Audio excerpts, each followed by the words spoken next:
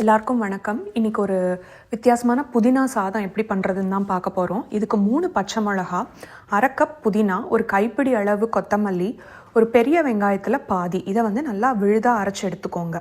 ஒரு கடாயில் எண்ணெய் விட்டு கடுகு, ஜீரகம், பெருங்காயம் இதை தாளிச்சிட்டு கொஞ்சம் கருவேப்பிலை, அந்த பெரிய வெங்காயத்தில் மீதம் இருக்கிற பாதியை பொடியாக நறுக்கி வதக்கிக்கோங்க. இப்போ நம்ம அரைச்ச விழுதையும் சேர்த்து இது நல்லா பச்சை வாசனை போய் சுருண்டு வர்ற வரைக்கும் நம்ம வதக்கணும். இதை நீங்கள் வெறும் புதினாவை மட்டுமே வச்சு செய்யலாம். என்கிட்ட இன்றைக்கி புதினா அவ்வளோ இல்லை, 1/2 கப்பு தான் இருந்தது. அதனால நான் கொஞ்சம் கொத்தமல்லியும் சேர்த்துக்கிட்டேன்.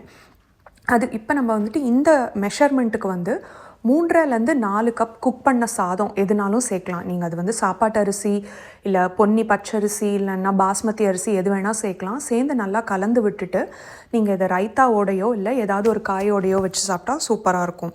ட்ரை பண்ணி பாருங்கள்.